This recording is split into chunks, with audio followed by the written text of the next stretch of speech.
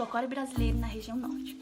O folclore brasileiro, ou cultura popular brasileira, é composto por uma grande diversidade cultural, com a mistura dos elementos europeus, indígenas e africanos. No norte do Brasil, existem várias manifestações artísticas que contam com crenças, músicas, lendas, festas populares, culinárias, entre outras. As lendas da região são influenciadas pela cultura indígena, assim como as outras localidades do país. Vale ressaltar que no norte do Brasil, o nosso folclore é composto por uma culinária específica e lendas que são conhecidas por todo o Brasil. O Centro-Oeste é composto por várias influências, por ser uma localização que faz fronteira com todas as outras regiões. A região Centro-Oeste é formada pelos estados de Goiás, Mato Grosso do Sul e Distrito Federal. O local conta com uma grande diversidade cultural, influenciada por tradições indígenas, bolivianas e paraguaias. Por fazer fronteira com as outras regiões do país, o Centro-Oeste ainda recebeu outras influências. Esse é o fato que não existia em outras partes do Brasil. O folclore da região conta com algumas lendas conhecidas, como a do Romãozinho e a do Pé de Garrafa. Além disso, os habitantes do território costumam promover grandes festas tradicionais, como a do Fogaréu e a Cavalhada. Na região Centro-Oeste, uma das suas principais festas é a Cavalhada. A Cavalhada é uma encenação de uma batalha medieval ao ar livre. Nessa encenação contém dois grupos. Um grupo são os cavaleiros que vestem azul, que representam os cristãos. O outro grupo são os cavaleiros que vestem vermelho, que representam os mouros. Também existem os mascarados. O som que eles fazem é um som estranho de assustar a maioria das pessoas. E eles também são conhecidos como curucucus. Eles são fantasiados com luvas, botas, roupas coloridas e máscaras. E eles são montados também em seus cavalos, a maioria deles. Que os seus cavalos também são caracterizados com fitas ou arranjos coloridos. Na região norte, as festas são influenciadas fortemente pela cultura indígena. Dentre suas principais festas está o Ciro de Nazaré, que é uma homenagem à Nossa Senhora de Nazaré. Outro é o Festival de Parintins, que acontece uma disputa entre dois bois, que é o Garantido e o Caprichoso. Também acontece a encenação da Paixão de Cristo, na segunda maior cidade cenográfica do mundo, em Jerusalém, localizada no Amazonas. Acontece também as festas do Divino, festas juninas, o Congo Congado e a Folia de Reis. Então, dando continuidade no que minha amiga falou, no folclore da região norte encontra-se vários tipos de danças. Uma delas é camaleão.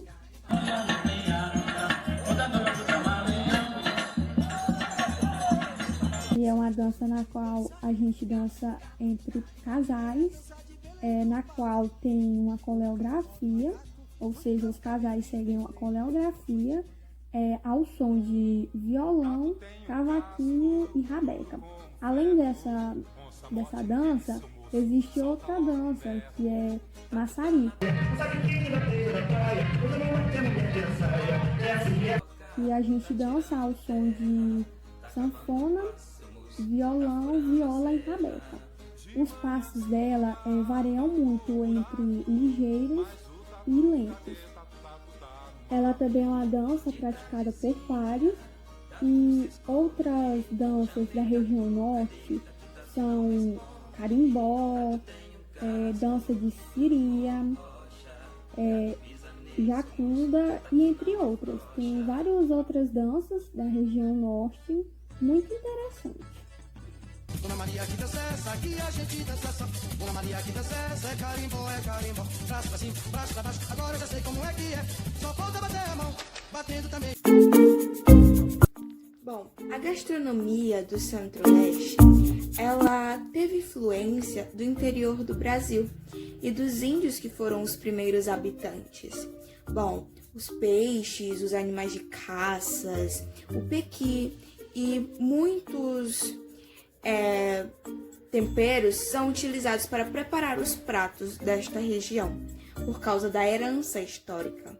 Bom, alguns destes pratos típicos dessa região é o arroz com pequi, o frango com pequi, o bolinho de arroz, o bolinho de mandioca, a pamonha, o caldo de piranha, o empadão goiano, a chipa e muitos outros pratos, comidas são típicos desta região. Bom, a culinária da região norte é uma culinária bem específica e que tem pratos até mesmo incomuns em algumas partes, alguns lugares do país. E alguns desses pratos, dessa comida, é o jambo, é o bolinho de mandioca, a goma de mandioca, a carne de sol, o tacacá, o tucupi, a maniçoba. Bom, e eu queria falar um pouco sobre a maniçoba. Foi um prato que me chamou a atenção pela forma do seu preparo, que é um prato que ele leva uma semana inteira para ser preparado, por conta que ele é feito das folhas da mandioca que são cozidas, e é necessário passar a semana inteira por conta que é retirado daquelas folhas um ácido chamado cianídrico, que é venenoso, e é acrescentado carne de porco, carne bovina, e é servido com arroz branco, com farinha de mandioca e com pimenta. E já parou para pensar, uma comida que ela é passada a semana inteira para ser preparada, ela me chamou bastante atenção.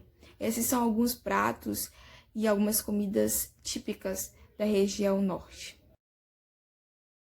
As lendas da região centro-oeste se refletem principalmente na natureza local, como os grandes rios, as matas e a fauna.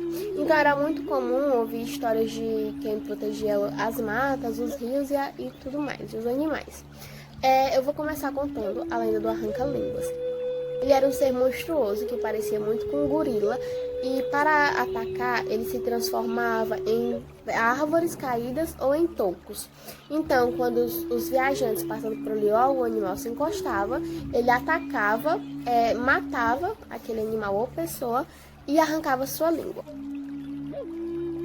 A segunda lenda que eu vou contar é a da Mãe do Ouro. Aí, ó, alguém encontrava ela perdida pelo chão aí, né? De vez em quando você via falar que ela nunca falava com ela caída no chão, né? Mas eu, como educador, que já vi ela passava.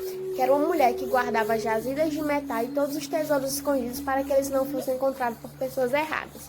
Certo dia, um escravo que tinha um senhor muito malvado chorava desesperadamente porque não tinha encontrado nenhuma pepita naquele dia. A Mãe do Ouro ficou muito comovida e falou a ele um local que ele encontraria muito metal. Com isso, tinha uma condição, não contar a ninguém onde ele tinha encontrado. Então ele foi lá, achou todo o ouro. Quando levou para o seu senhor ficou, tipo assim, impressionado, queria muito saber onde foi que ele achou todo aquele ouro.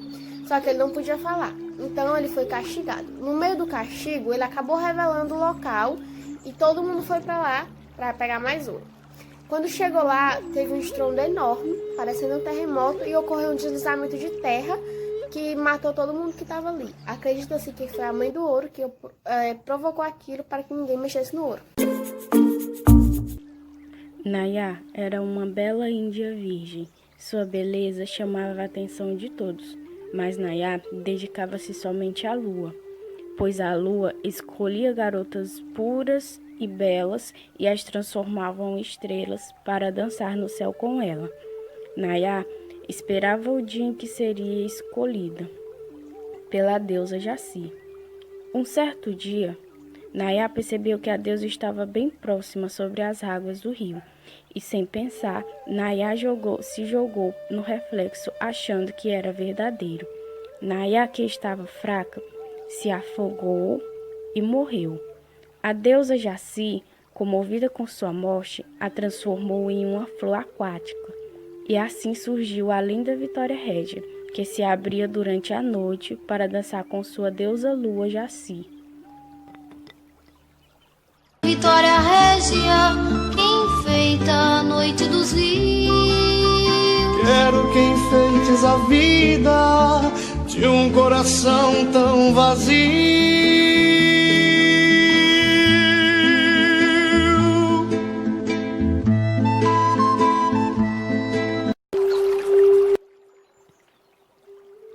Yara, a sereia do folclore brasileiro, também conhecida como a Senhora das Águas.